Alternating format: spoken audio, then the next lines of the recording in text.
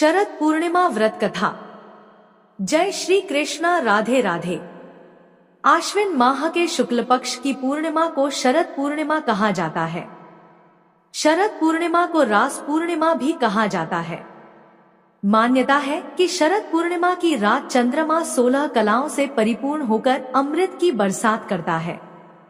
इसलिए इस रात में खीर को खुले आसमान में रखा जाता है और सुबह उसे प्रसाद मानकर खाया जाता है। दिलचस्प बात है कि शरद पूर्णिमा की रात चंद्रमा पृथ्वी के सबसे पास होता है। शास्त्रों के मुताबिक इस दिन अगर अनुष्ठान किया जाए तो ये सफल होता है। मान्यता है कि इस दिन भगवान श्री कृष्ण ने गोपियों के साथ महारास रचा था। वहीं शास्त्रों के अनुसार देवी लक्ष्मी का जन्म शरद पूर्णिमा के दिन हुआ था। माना जाता है कि इस दिन देवी लक्ष्मी अपनी सवारी उल्लू पर बैठकर भगवान विष्णु के साथ पृथ्वी का भ्रमण करने आती हैं। इसलिए आसमान पर चंद्रमा भी 16 कलाओं से चमकता है। ऐसा माना जाता है कि इस दिन चंद्रमा की किरणों में अमृत भर जाता है और ये किरणें हमारे लिए बहुत लाभदायक होती हैं।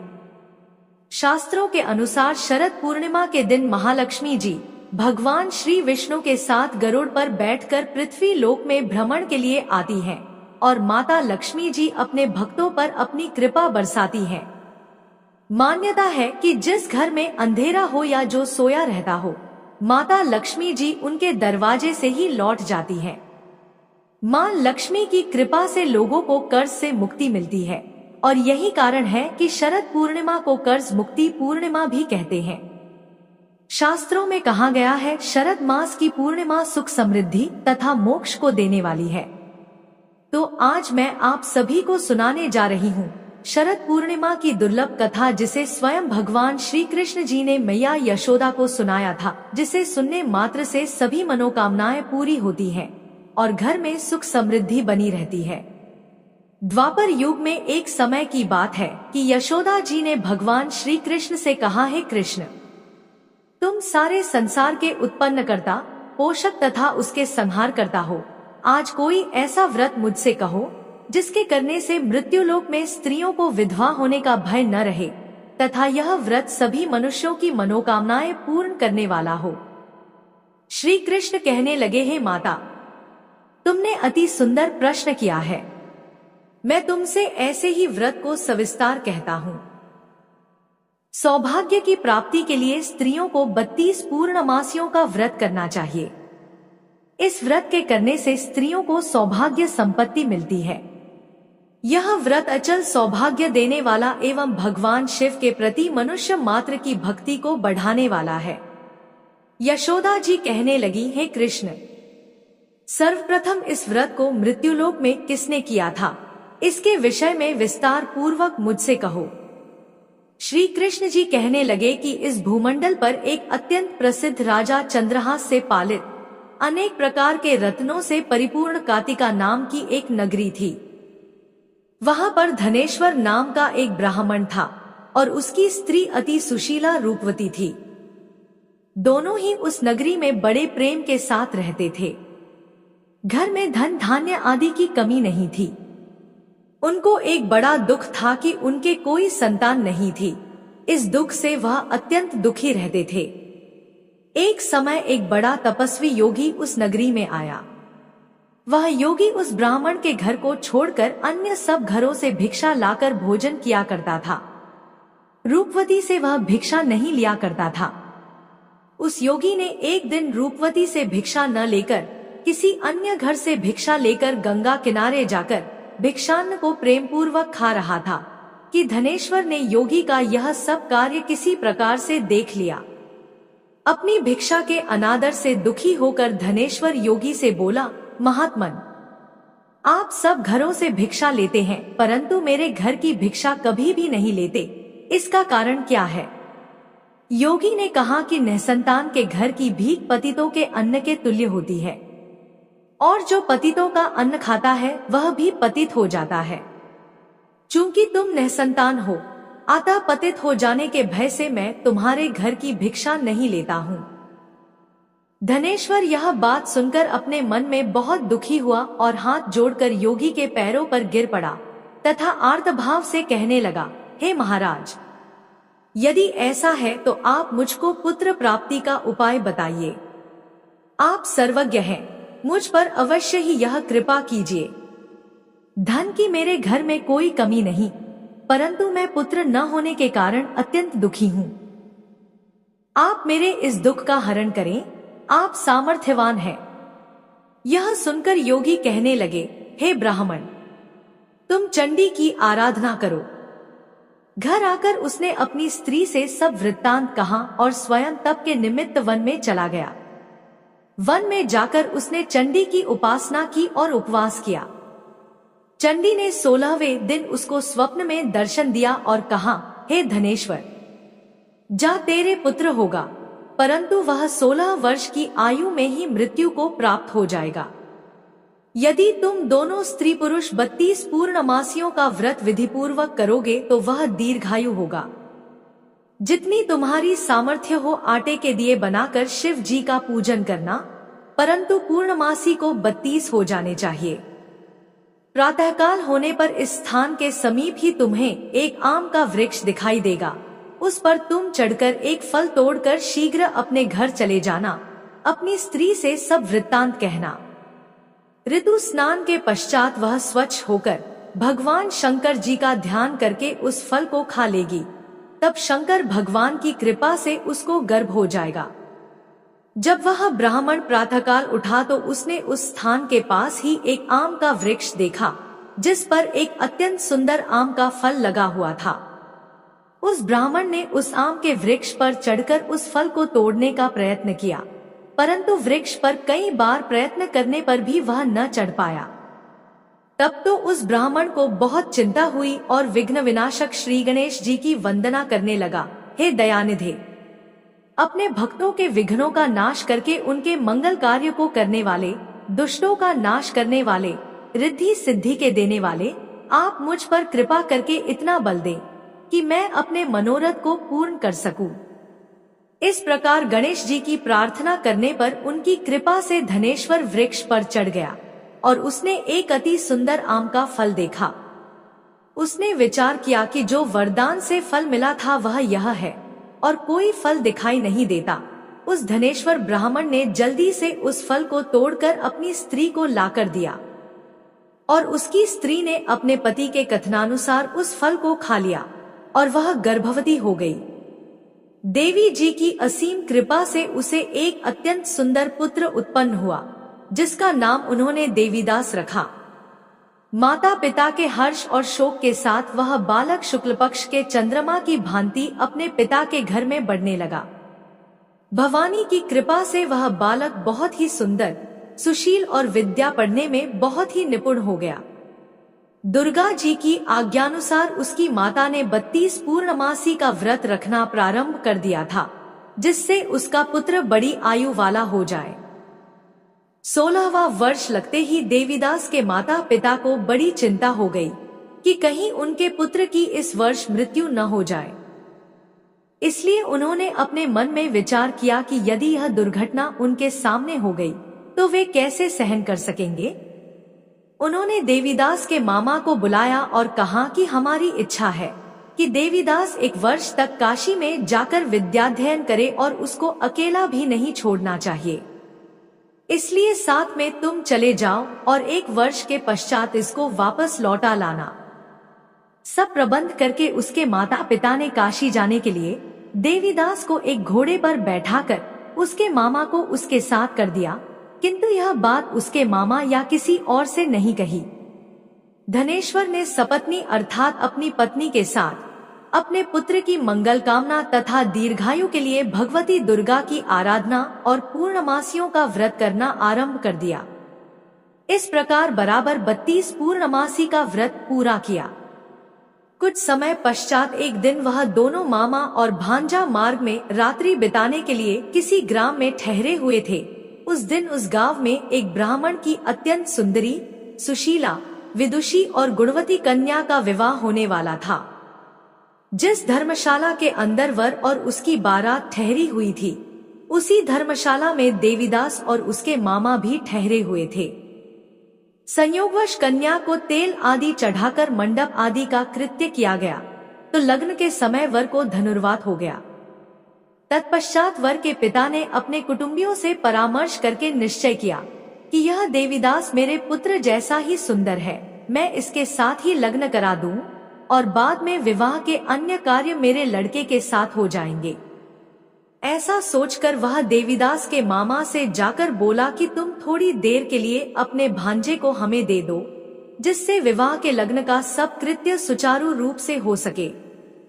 तब उसका मामा कहने लगा कि जो कुछ भी मधुपर्क आदि कन्यादान के समय वर को मिले वह सब हमें दे दिया जाए, तो मेरा भांजा इस बारात का दूल्हा बन जाएगा।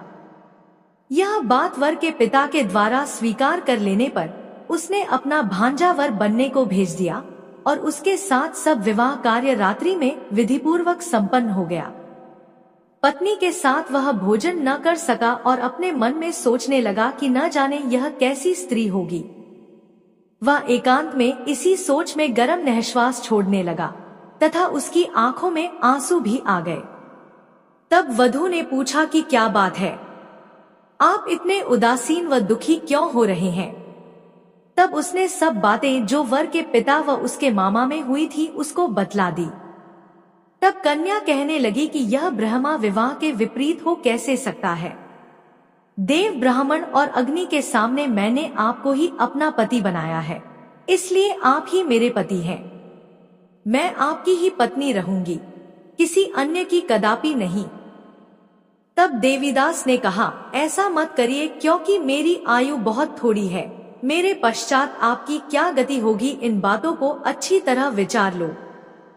परंतु वह दृढ़ विचार वाली थी, बोली कि जो आपकी गति होगी वही मेरी गति होगी। हे स्वामी, आप उठिए और भोजन करिए, आप निश्चय ही भूखे होंगे। इसके बाद देवीदास और उसकी पत्नी दोनों ने भोजन किया तथा शेष रात्रि वे सोते रहे।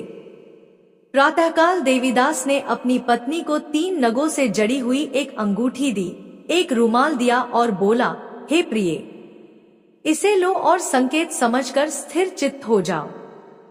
मेरा मरण और जीवन जानने के लिए एक पुष्पवाटिका बना लो, उसमें सुगंधी वाली एक नव मल्लिका लगा लो, उसको प्रतिदिन जल से सींचा करो और आनंद के साथ खेलो कूदो तथा उत्सव मनाओ।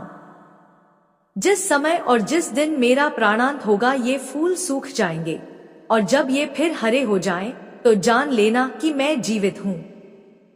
यह बात निश्चय करके समझ लेना, इसमें कोई संशय नहीं है। यह समझा कर वह चला गया। प्रातःकाल होते ही वहां पर गाजे बाजे बजने लगे और जिस समय विवाह के कार्य समाप्त करने के लिए वर तथा सब बाराती मंडप में आए तो कन्या ने वर को भली प्रकार से देखकर अपने पिता से कहा कि यह मेरा पति नहीं है। मेरा पति वही है जिसके साथ रात्रि में मेरा पाणी ग्रहण हुआ था, इसके साथ मेरा विवाह नहीं हुआ है। यदि यह वही है तो बताए कि मैंने इसको क्या दिया। मधुपर्क और कन्यादान के समय जो मैंने भूषणादि इन्हें दिए थे उन्हें दिखाएं, तथा रात में मैंने क्या गुप्त बातें कही थी वह सब सुनाए।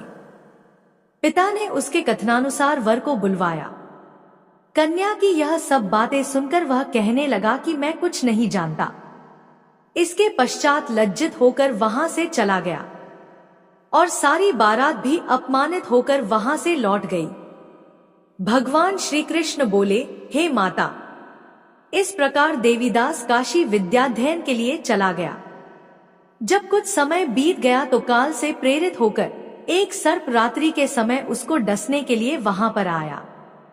उस विषधर के प्रभाव से उसके शयन का स्थान चारों ओर से विष की ज्वाला से विषैला हो गया, परंतु व्रतराज के प्रभाव से उसको काटने न पाया, क्योंकि पहले ही उसकी माता ने 32 पूर्णिमा का व्रत कर रखा था। इसके बाद मध्याह्न के समय स्वयं काल वहां पर आया और उसके शरीर से उसके प्राणों को निकालने का प्रयत्न करने लगा, जिससे वह मूर्छित होकर पृथ्वी पर गिर पड़ा।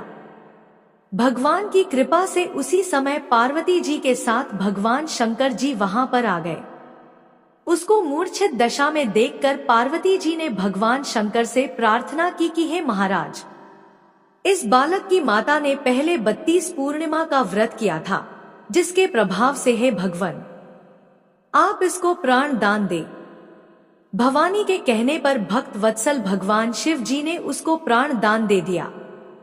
इस व्रत के प्रभाव से काल को भी पीछे हटना पड़ा और देवीदास स्वस्थ होकर बैठ गया। उधर उसकी स्त्री उसके काल की प्रतीक्षा किया करती थी। जब उसने देखा कि उस पुष्प वाटिका में पत्र पुष्प कुछ भी नहीं रहे, तो उसको अत्यंत आश्चर्य हुआ और जब वह वैसे ही हरी भरी हो गई, तत्पश्चात वह जान गई कि वह जीवित हो गए हैं। यह देखकर वह बहुत प्रसन्न मन से अपने पिता से कहने लगी कि पिताजी, मेरे पति जीवित हैं, आप उनको ढूंढिए।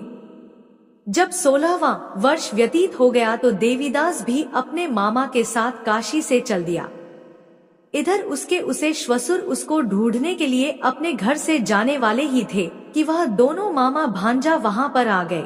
उसको आया देखकर उसका श्वसुर बड़ी प्रसन्नता के साथ अपने घर में ले आया।